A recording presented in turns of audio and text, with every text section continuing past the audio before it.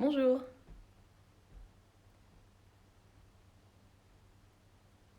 bonjour, bienvenue. Je vous laisse vous connecter.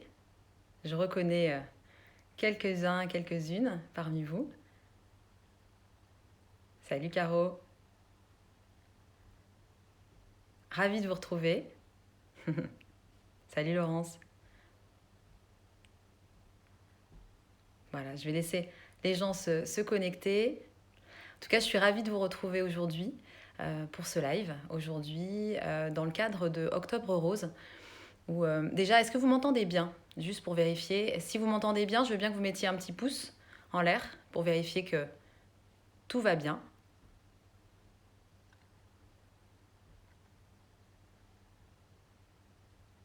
Si vous pouvez me confirmer, voilà, super. Vous m'entendez bien alors. Parfait. Cool, merci.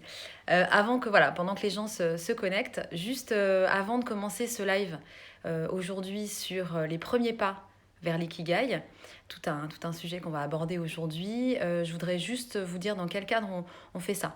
Donc pour ceux qui ne me connaissent pas, je suis Sophie Piquant, je suis coach santé, je fais partie de l'association La Vie Kinsungi, le compte sur lequel nous sommes aujourd'hui. Et aujourd'hui, et comme pendant tout le mois d'octobre d'ailleurs, les coachs santé vont se relayer pour parler de différents sujets, pour parler de leur pratique ou faire un exercice avec vous. On fait ça aussi particulièrement ce mois-ci par rapport à Octobre Rose. Vous avez dû en entendre parler, je pense que vous êtes aussi sensibilisés à ce sujet-là. En tout cas, c'est une cause qui nous tient à cœur au sein de l'association. Et donc, on voulait, voilà, je crois que c'est le premier live aujourd'hui par rapport à ce mois Octobre Rose. Donc, je suis très fière de le faire et d'être devant vous aujourd'hui. Voilà, donc Octobre Rose, vraiment l'importance pour le dépistage du cancer du sein. Et aussi, on va communiquer aussi tout le mois d'octobre sur ce cancer-là et l'accompagnement qu'on peut proposer aux femmes qui ont un cancer du sein. Donc voilà, je vois que d'autres gens se connectent. Bonjour à tous. Je vous laisse vous connecter. Donc aujourd'hui, voilà, moi Sophie, coach santé, je redis pour ceux qui viennent de se connecter, au sein de la vie Kinsungi. Moi aujourd'hui, j'ai choisi de vous parler du sujet de l'ikigai. Pourquoi l'ikigai? Parce que c'est un sujet qui me tient à cœur. C'est quelque chose que j'ai découvert il y a quelques années en tant que terme au début. Je ne savais pas forcément trop ce que c'était. Je vais revenir dessus. Et j'ai un peu creusé le sujet et en fait, ça m'a passionnée. Donc aujourd'hui, je vais vous parler de ce sujet-là. Déjà, l'ikigai, j'en parlais avec des amis récemment. Beaucoup de gens m'ont dit quoi? L'ikigai, ça leur parlait pas forcément au niveau du terme. Donc, juste pour expliquer, c'est un terme japonais. Parfois, les mots japonais n'ont pas exactement la même signification en français. Ils ont une richesse de langage qui fait que parfois ils sont capables de décrire avec un mot une expression que nous, on n'aurait pas en français. Mais on pourrait le traduire par la raison d'être. L'ikigai, c'est sa raison d'être en français. Quand on décompose ikigai, iki, en fait, ça veut dire vie. Et Gai, ça voudrait dire qui vaut d'être vécu. Donc voilà, c'est vivre une vie qui vaut d'être vécue. Personnellement, je trouve que c'est plutôt un programme sympathique qui me plaît et que j'ai envie de vivre. Et quand j'ai su que ça voulait dire ça, je me suis dit, c'est marrant en fait que dans un mot comme ça, on arrive à réunir ce qui peut nous animer, nous, ce qui anime finalement, c'est un peu la quête de sens qu'ont les humains, de savoir quelle est leur mission de vie, quelle est leur raison d'être, qu'est-ce qu'ils ont envie de vivre, qu'est-ce qu'ils ont envie de partager tout au long de leur vie. Au-delà d'un mot, l'ikigai, c'est vraiment, c'est même pas qu'un concept, qu'une méthode, qu'un graphique, parce que je vais vous montrer après un peu à quoi ça ressemble. C'est vraiment une philosophie. Je dirais même une philosophie de vie. Expliquée par les Japonais, justement, c'est eux qui vraiment ont parlé de ce concept au tout début. Et pour le coup, c'est quelque chose qui n'est vraiment pas nouveau. L'ikigai, on en entend parler de plus en plus. Vous avez peut-être vu sur des comptes Instagram ou sur Internet ou par des coachs. Trouver son ikigai, le nourrir, c'est quelque chose dont on parle de plus en plus. Mais en fait, c'est un terme qui date du XIVe siècle, l'ikigai. Donc clairement, nous, on arrive là maintenant à se dire quel est mon ikigai et qu'est-ce que ça veut dire. Mais ça fait très longtemps en fait que ça existe. Pourquoi est-ce qu'on s'intéresse un peu plus maintenant à ce terme-là et à l'ikigai? En fait, Ikigai, comme je vous disais, c'est un terme japonais. Et des chercheurs se sont rendus compte en fait qu'au Japon, même selon l'OMS, en fait, on s'est rendu compte que l'espérance de vie est vraiment plus longue au Japon que dans d'autres pays. Donc des chercheurs se sont renseignés sur ce sujet et se sont dit comment ça se fait. Et plus particulièrement sur une petite île, l'île d'Okinawa. Alors je ne sais pas si certains d'entre vous sont des grands voyageurs, s'ils ont peut-être que certains sont déjà allés à Okinawa, peut-être qu'ils la connaissent. Moi j'ai eu la chance d'aller au Japon, mais à l'époque je connaissais pas l'Ikigai. Sinon je pense que je serais allée faire un tour sur cette île d'Okinawa pour aller voir un petit peu plus qu'est-ce qui se passe sur cette île de si particulier. Les chercheurs en fait se sont rendus compte que là-bas il y avait un taux de personnes qu'on appelle super centenaires plus élevé que la moyenne. Sur une toute petite île. Alors j'ai plus le chiffre exact, puis ça a dû évoluer depuis la dernière fois que j'ai vu ce chiffre-là, mais ils ont vu que vraiment c'était assez étonnant pour que des recherches soient mises en place et qu'on se dise qui nous expliquent ces super centenaires, qu'est-ce qu'ils font pour être en vie longtemps.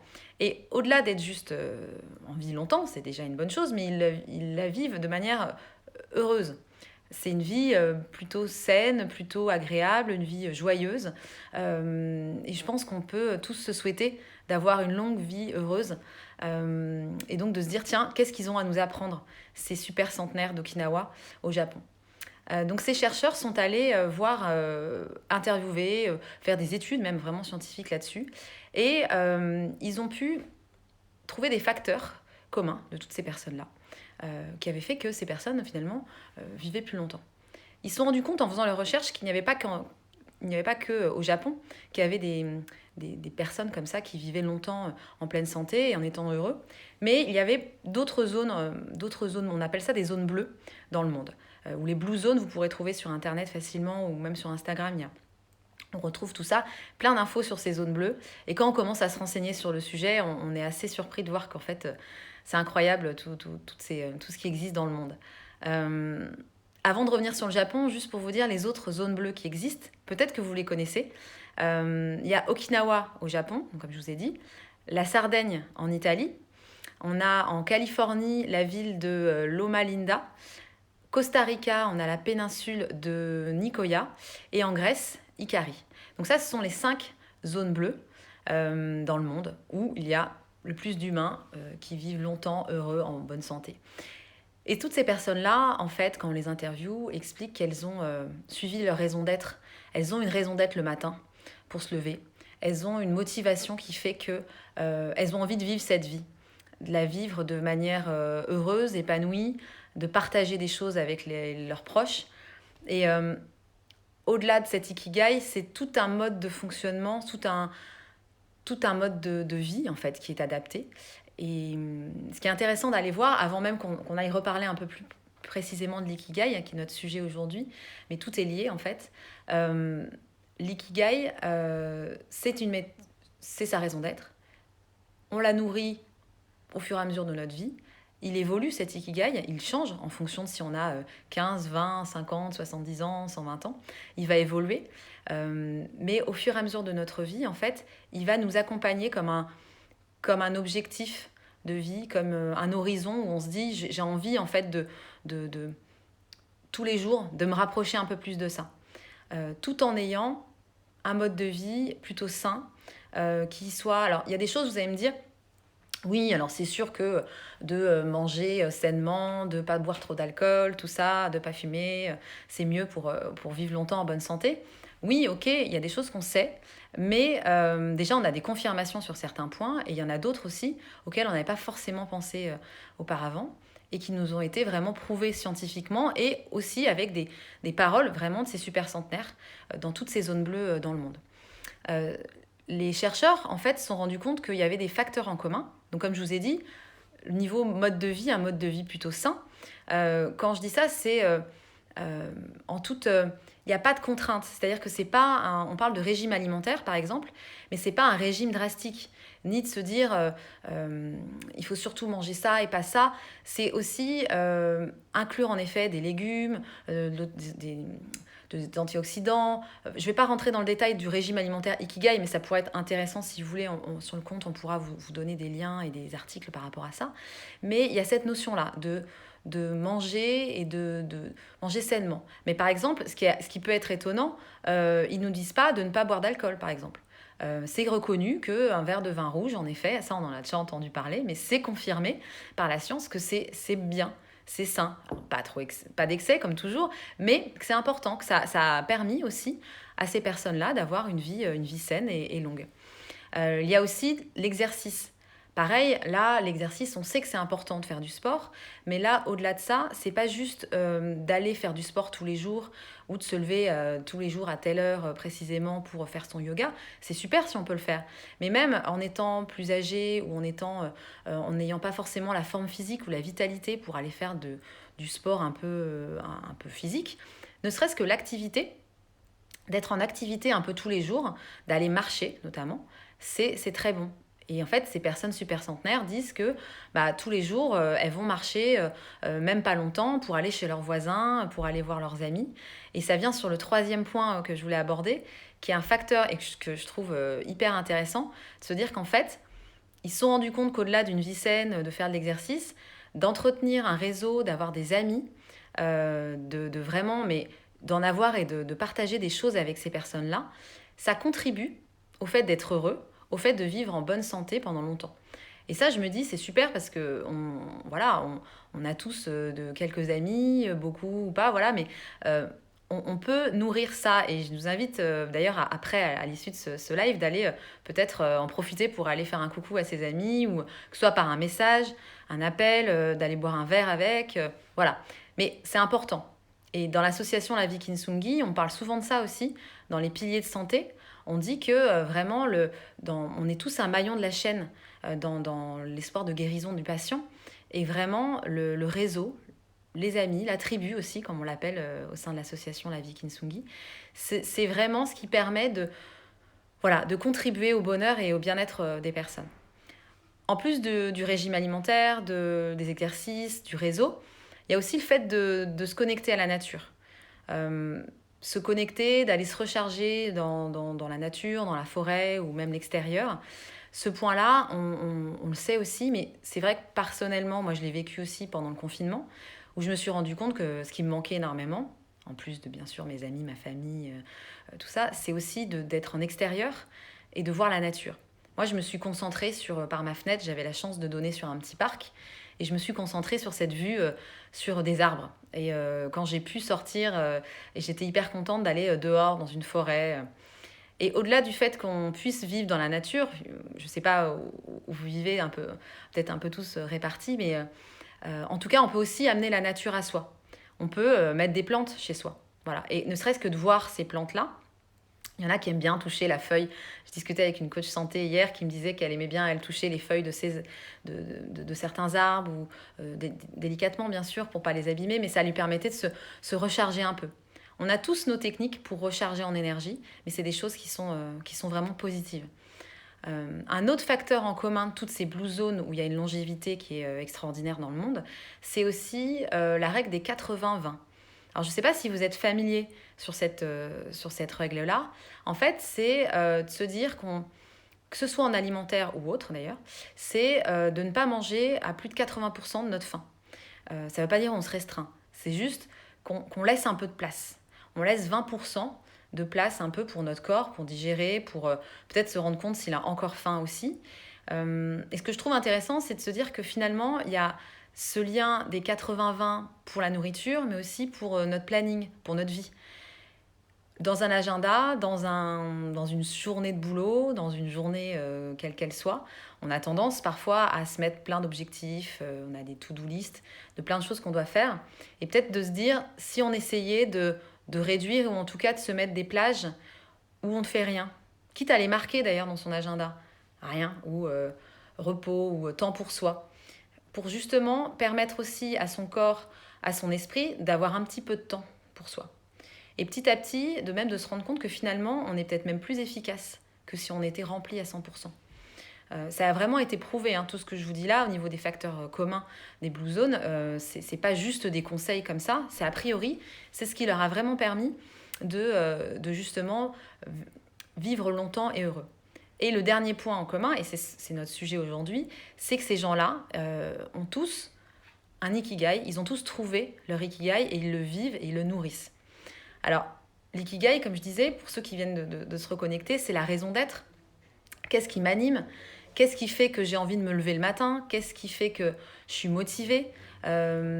Typiquement, là, on est dimanche. Demain matin, quand votre réveil va sonner, alors oui, vous allez me dire, bah, je me lève parce que j'ai pas le choix, il faut que j'aille bosser, il faut que... Ok, bien sûr, mais entre deux matins où vous allez vous lever en vous disant, je me lève parce que de toute façon, on n'a pas le choix, il faut y aller, et je me lève parce que je sais, j'ai conscience de ce qui m'anime et ce qui va me faire que cette journée, je vais l'apprécier, je vais même la vivre pleinement, ça va être complètement différent au niveau de votre ressenti. Au niveau de votre ressenti dans votre journée, par rapport à même les hormones de bonheur que vous allez sécréter. Je vous souhaite vraiment de réussir à trouver cet ikigai-là. L'ikigai, donc, comme je vous ai dit, il peut changer au cours de la vie.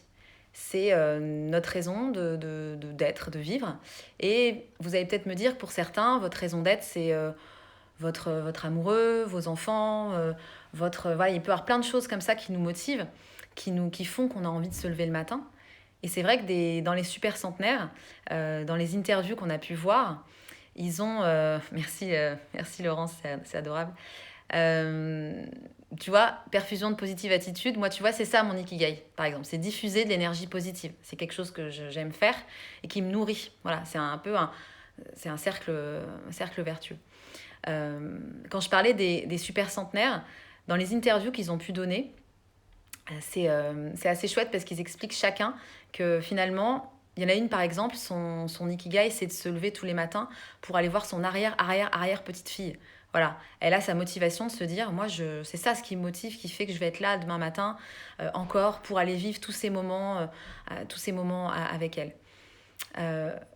L'ikigai, c'est pas juste trouver un métier ou une activité qui fera qu'on sera heureux. C'est déjà super hein, si on trouve notre mission, une profession qui arrive à nous animer, c'est génial, mais ce n'est pas qu'une méthode.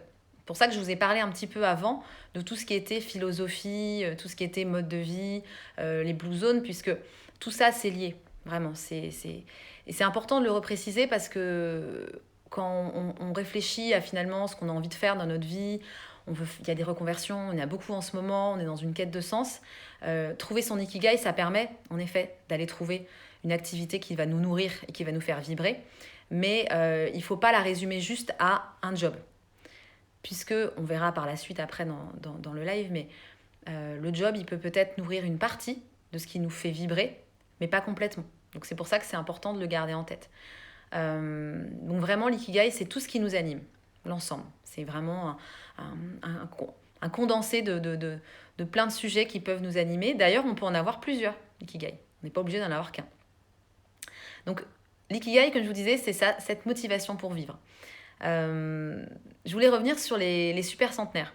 J'aime bien ce terme de super centenaire. J'ai découvert ça dans un bouquin que j'ai lu là, sur l'ikigai pour préparer ce live. Et ce qui est marrant, c'est que... D'ailleurs, il y avait Jeanne Calment dans ce livre. Et je me disais quand même, nous en France, voilà, on a souvent entendu parler d'elle. C'était assez incroyable. Il y a plein d'autres super centenaires qui ont été interviewés. Vous me direz, Jeanne Calment, elle ne vivait pas sur l'île d'Okinawa. Mais pour autant, elle a aussi su nous transmettre ce qui lui a permis de vivre longtemps, heureuse, en bonne santé, et qui a fait qu'elle est restée très très longtemps en vie, sans avoir besoin d'être accompagnée, même si elle a eu par la suite... voilà, ce qu'elle disait d'ailleurs dans l'interview, c'est qu'elle voyait moins, elle entendait moins, mais pour autant elle était heureuse. Voilà. Et ces super centenaires, ils nous donnent des petits conseils à nous, les petits genoux, quel que soit notre âge. Parce que quand je parle de super centenaires, ils ont plus de 100 ans. Hein. C'est 110, 120 ans quand même. Hein. Ils nous disent, vous allez me dire, on le sait, on le connaît, on s'en doute, mais c'est toujours pas mal de se le rappeler. Première chose, ne pas s'inquiéter. Alors là, on va se dire, oui, mais ça dépend du contexte, c'est compliqué. Ok, je suis complètement d'accord avec vous. Maintenant, c'est d'essayer, dans la mesure du possible, d'essayer de relativiser et de ne pas s'inquiéter, d'essayer de vivre un peu plus le moment présent. Deuxième conseil qu'ils nous donnent ces super centenaires, c'est d'avoir tous les jours, d'adopter de bonnes et quitte à avoir de nouvelles habitudes. d'adapter un petit peu sa petite routine. Pour certains, vous connaissez peut-être déjà le Miracle Morning ou des choses comme ça. C'est même juste de se dire, tous les jours, je vais faire un petit peu de ça. Comme disait une super centenaire, tous les jours, elle marche 5 minutes, 10 minutes, même si elle est très âgée, pour aller chez sa copine d'à côté, pour aller discuter, prendre un thé. Ça, c'est une bonne habitude qu'elle s'est donnée tous les jours. Comme je vous donnais cet exemple-là sur l'amitié, cultiver l'amitié chaque jour, c'est hyper important. Et en plus, si c'est bon pour la santé, j'ai envie de dire, profitons-en, parce que ça, c'est à notre portée. Je nous invite vraiment à aller dire à nos amis, les gens qu'on les apprécie aussi, de savoir leur renvoyer aussi ça. Et en fait, c'est bon de vivre avec des gens. Et même au Japon, ils se sont rendus compte que ces personnes-là, à Okinawa par exemple, sur cette petite île, ils vivaient pas seuls. Ils étaient toujours, il y avait un esprit de communauté. Ils font quelque chose pour les autres. Certes, pour eux aussi, mais avec la pensée d'aider quelqu'un. Et ce devoir d'entraide, d'ailleurs, ressort pas mal aussi sur les Blue Zones comme étant quelque chose d'aidant. Euh, D'aider l'autre pour la communauté, pour la personne à côté de soi. Et même si c'est pas de manière hyper altruiste, à partir du moment où on aide une personne, déjà, voilà, on a déjà fait quelque chose. Donc, en plus de ces conseils-là, ce qu'ils nous disent aussi, ces super centenaires, c'est de vivre sans hâte. Quand ils disent ça, quand j'ai lu ce conseil, ça m'a rappelé ce que je dis souvent à certains amis, c'est la vie douce. Voilà, moi c'est une quête, j'ai envie d'avoir une vie douce, je la vis un peu plus maintenant. Et c'est vrai que ce côté de profiter. Profiter de ce qu'on vit, profiter des moments qu'on partage. Et même si on est impatient de vivre des choses, parce qu'on l'est tous, moi aussi, hein, je suis la première, pour ceux qui me connaissent sur ce live, je suis la première à être excitée, à avoir envie d'aller vivre plein de choses, mais de savoir aussi prendre le temps de tout ça. Et leur dernier conseil, c'est d'être optimiste. Et ça, on sait que l'optimisme, ça aide. Ça aide même dans la guérison, ça aide dans le combat avec la maladie, ça aide dans tous les cas, même là par rapport à ce qu'on vit en ce moment sur cette période très, très particulière. Et c'est vrai que ça me fait penser à la citation de Voltaire qui dit J'ai décidé d'être heureux parce que c'est bon pour la santé ». Pour le coup, Voltaire, ça fait longtemps qu'il a sorti cette citation. Et je trouve que c'est toujours hyper d'actualité. Ce qui ne veut pas dire que si on est en mauvaise santé, on n'est pas heureux. C'est pas ça. Mais ça permet quand même de se dire, ok, si on y rajoutait un tout petit peu plus d'optimisme chacun, ça pourrait aussi contribuer, nourrir aussi à notre bien-être personnel et au bien-être des gens avec lesquels on est. Donc tout ça, ce sont les conseils de nos super centenaires qui ont trouvé leur ikigai, qui le vivent, qui le nourrissent et qui nous transmettent à nous, les jeunes générations qui ont en dessous de 100 ans, leurs conseils pour, si on le souhaite, continuer à vivre comme eux, avec une vie sereine et en bonne santé. Alors, depuis tout à l'heure, je vous parle de l'ikigai, comment ça se passe et tout ça, mais vous allez me dire comment on fait. Comment on le trouve, cet ikigai? Peut-être que certains d'entre vous le connaissent déjà. Peut-être qu'il y en a qui découvrent ce concept-là.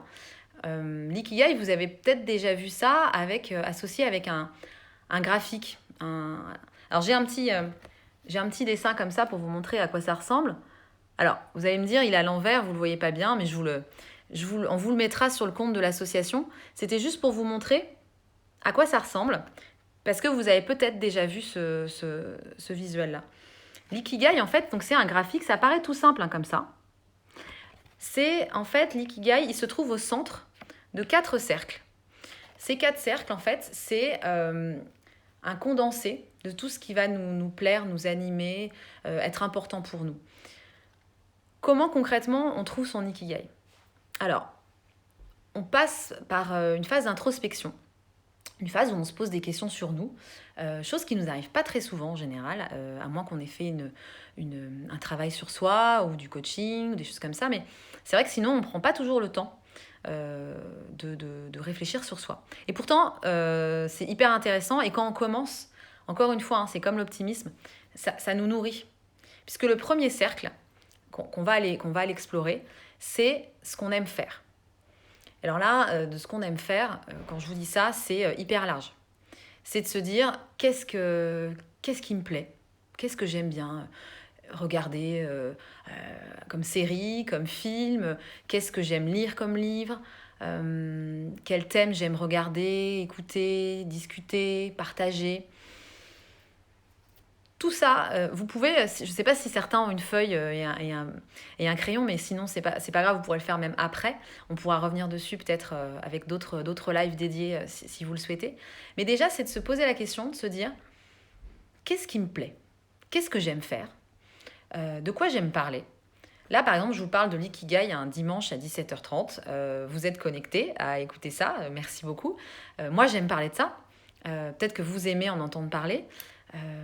Ou vous voulez juste être sympa, se connecter avec moi, je sais pas. Mais en tout cas, de se dire, si ça vous intéresse, il y a peut-être quelque chose à creuser derrière ça. Quand j'ai cherché quel était mon ikigai aussi, quand j'ai fait ce premier cercle-là, je me souviens que j'avais marqué pour les films, les séries, voilà. J'adore Friends, par exemple, il y a plein de trucs comme ça. Et pour vous expliquer un petit peu la démarche, j'avais noté par exemple le film L'Auberge espagnole. C'est un film que j'ai beaucoup aimé, qui m'a beaucoup parlé, surtout à un moment de ma vie. Et je me suis dit, ce qui était intéressant, c'est pas tellement ce film me plaît, point. C'est qu'est-ce qui fait que ça me plaît, en fait. Qu'est-ce qui me plaît dans cette histoire? Qu'est-ce qui me plaît dans le scénario ou dans la manière dont c'est filmé? Et je me suis rendu compte un peu plus, du coup, plus précisément ce qui m'animait. Au fur et à mesure, quand vous allez faire la liste de tout ce qui vous intéresse et en face de dire pour quelle raison, vous allez trouver un peu plus ce qui vous fait vibrer. Ça, c'est le premier cercle sur ce qu'on aime. Le deuxième cercle, c'est... après, je vous le fais dans cet ordre-là, mais on peut le faire dans d'autres ordres aussi, cet ikigai. Mais voilà. Après ce qu'on aime faire, en général, on passe à ce que l'on sait faire. Donc là, on l'appelle aussi ce à quoi vous êtes bon ou vos compétences, talents, qualités, ce pourquoi on est doué. Donc là, parfois, ça arrive que certaines personnes aient un petit peu plus de mal au début en se disant « Oh là là, moi je ne sais pas faire grand-chose ». En fait, il y a des choses qui sont tellement innées chez nous qu'on n'a même pas la conscience que nous, on sait le faire, mais un autre ne saura pas le faire. Ou parfois, on va minimiser, on va se dire « Non, mais ça n'a rien de fou, tout le monde sait faire ça ». Peut-être, mais peut-être pas. Peut-être que vous avez aussi quelque chose d'unique, et sûrement d'ailleurs, mais vous n'en êtes peut-être pas encore complètement conscient, qui fait que vous le faites peut-être de manière innée, naturellement.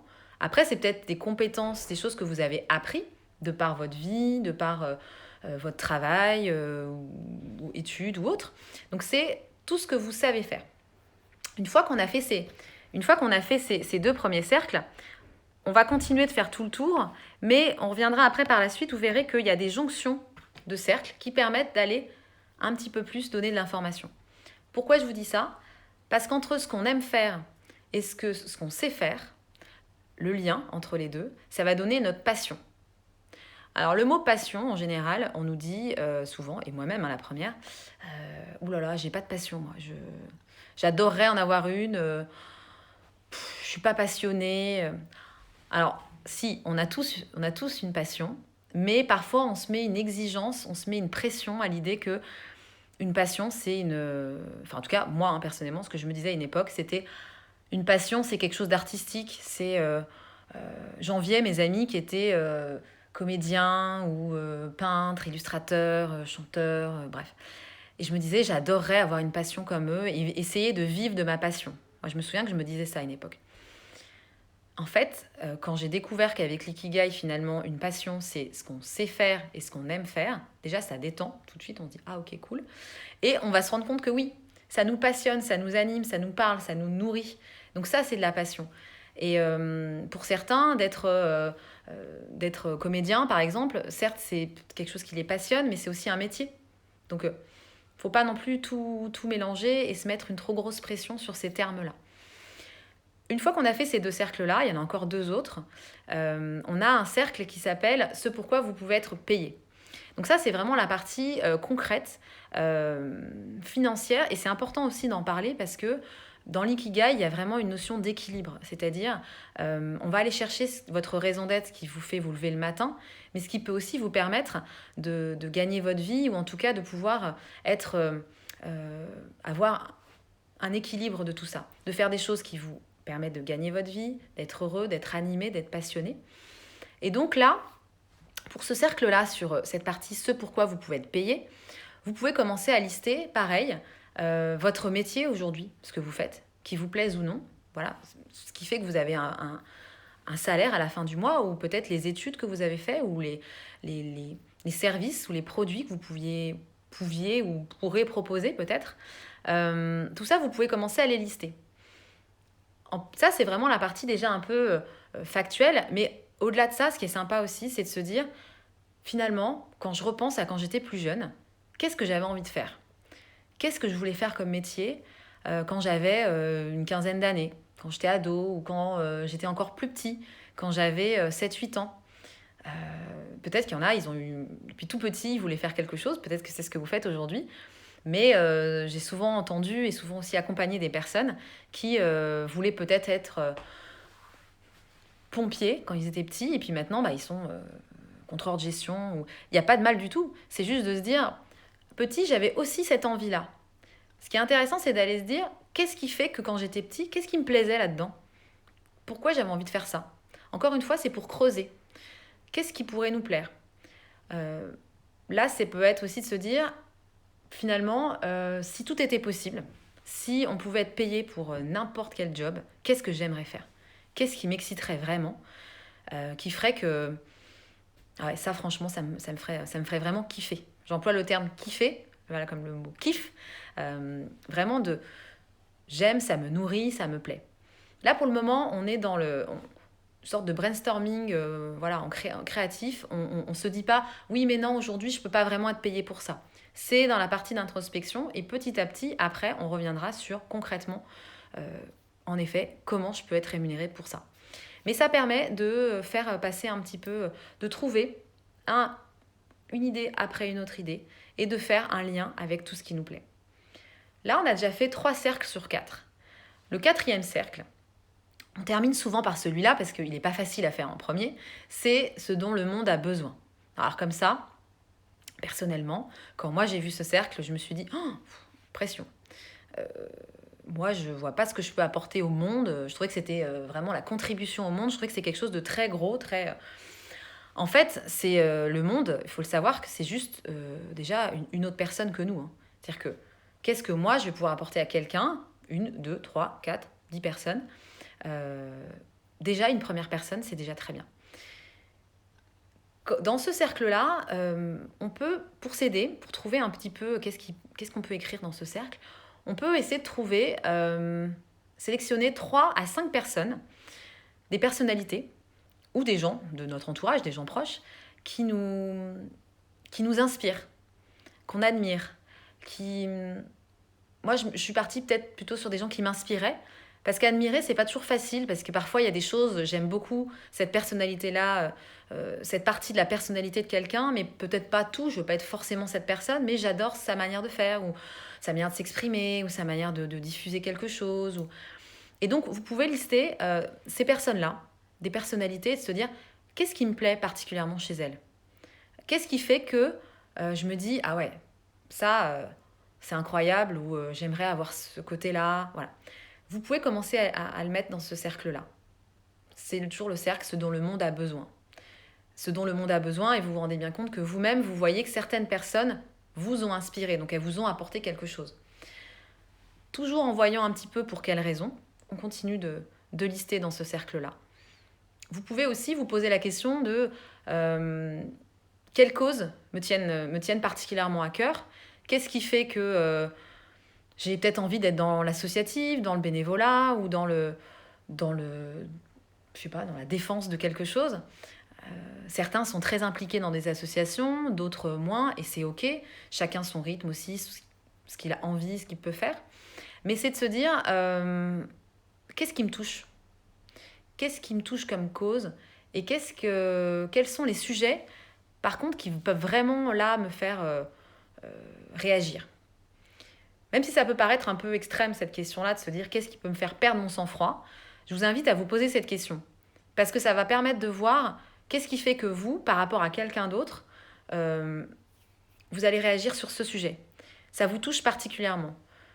d'aller le lister, d'aller l'écrire, ça va peut-être aussi vous permettre d'aller trouver un peu plus ce qui vous parle, quel est votre ikigai. Du coup, tout ça, ça va nourrir. Une fois qu'on a rempli ces 4 cercles, ça prend un peu de temps. Il faut être bienveillant aussi avec soi-même. On peut commencer cercle après cercle aussi, prendre le temps, les regarder, les compléter. On va aller après faire la jonction entre les différents cercles. Donc comme je vous disais, on vous mettra ce petit visuel sur le site pour que vous puissiez voir un petit peu les 4 cercles dont je vous parle et la jonction entre chaque sous-cercle. Les jonctions vont permettre de faire ressortir votre passion, votre mission de vie, votre vocation, mais aussi des professions. Tout ça, ça va permettre de faire ressortir des points communs. Et au bout d'un moment, en fait, on resserre. Vous voyez bien qu'on était parti sur 4 cercles, après il y a une jonction, et petit à petit, on se resserre, et forcément, voilà, là, on arrive à cette pépite, ce qui est en vous, votre ikigai. Et cet ikigai-là, une fois qu'on l'a trouvé, c'est super. Déjà, c'est hyper exaltant de l'avoir trouvé, et puis au fur et à mesure de cette recherche, d'aller réfléchir sur ces sujets-là, vous allez voir, ça vous nourrit, Enfin, franchement, c'est quelque chose de positif. En tout cas, moi, j'ai adoré faire ça et donc je vous partage mon envie de le découvrir parce que c'est super de mettre le doigt dessus. En fait, ça éclaire pas mal de choses et ça aide à se dire finalement, c'est hyper important dans ma vie d'avoir cet équilibre-là. Et comme je disais tout à l'heure, un peu en amont, ça ne veut pas dire je quitte mon boulot pour faire ça. Ça peut aussi dire j'ai besoin de rajouter dans ma vie tel et tel sujet. J'ai besoin de rajouter un peu dans mon quotidien telle ou telle activité. Parce qu'en fait, sinon, je suis trop dans quelque chose, certes, qui m'apporte un confort financier, mais qui ne m'apporte peut-être pas, ni qui apporte au monde, ni qui m'apporte moi plus que ça. Comme dans un autre sens, si on n'est que dans le côté vers le monde et ce que j'adore faire, mais que financièrement, bah, je ne peux pas du tout vivre, c'est aussi précaire. Donc il faut aussi trouver cet équilibre-là.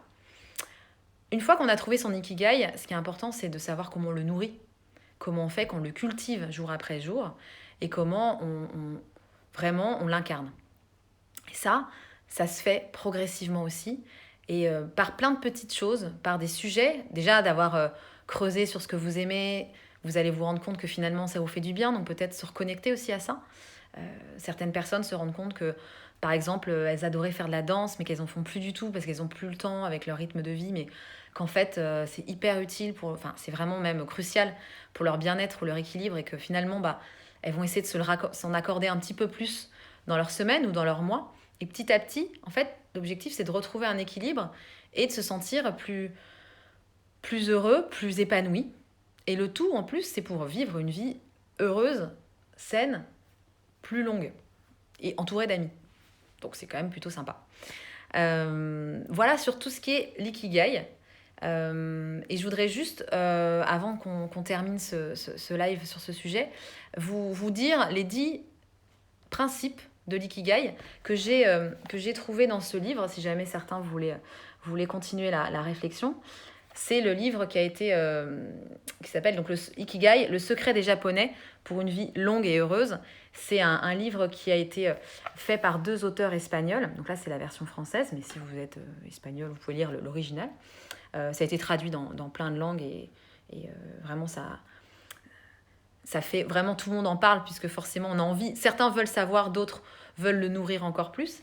Et donc dans ce livre-là, ils ont listé les 10 lois ou moi je préfère appeler ça des principes pour vivre son ikigai et avoir cette vie épanouissante. Donc je vais juste vous les relister pour un peu conclure sur ce sujet-là, pour qu'on le garde en tête. Le premier principe, c'est rester actif. Dans le livre, ils disent même ne prenez pas votre retraite. Donc là, quand j'ai lu ça, ça m'a fait rire. Je me suis dit, je pensais à mon père pour le coup, qui n'a jamais pris finalement sa retraite et en fait, il a peut-être tout compris parce qu'en fait, il continue d'être actif. Il nous incite en fait dans ce livre à continuer à faire des choses qui nous plaisent. Voilà. Parce qu'en fait, finalement, on a besoin d'être en mouvement. L'ikigai, l'iki, en vie, et le mouvement, vraiment, de continuer de faire des choses. Le deuxième principe, c'est de prendre les choses calmement. On parlait de ne pas s'angoisser, de vivre sans hâte, voilà, d'essayer, dans la mesure du possible, de les prendre calmement.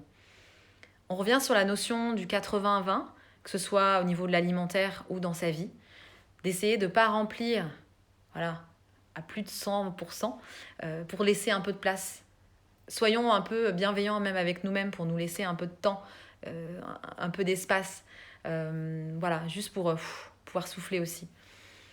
S'entourer de bons amis, s'entourer de gens, ne pas être dans l'isolement ou de se recroqueviller. En fait, l'humain n'est pas fait pour vivre seul. Il est fait pour aussi être avec d'autres gens. Quel que soit notre nombre d'amis ou la fréquence à laquelle on les voit, moi je trouve ça génial. Moi d'avoir lu ça, j'ai trouvé ça top.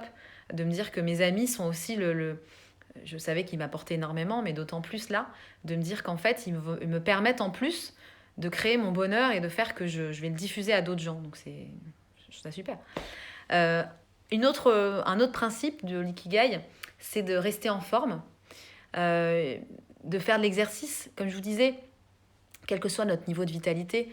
Peut-être que des gens qui nous écoutent aujourd'hui sont à l'hôpital ou sont malades ou sont bloqués par leur dos ou autre. Voilà, quel que soit le niveau de forme qu'on a, c'est de se dire, de garder à l'idée de faire un peu d'exercice, un petit peu d'activité physique. Mais ça peut être même d'aller marcher un petit peu. C'est pas forcément d'aller faire du body pump tous les matins. Voilà, c'est aussi trouver son rythme et son équilibre.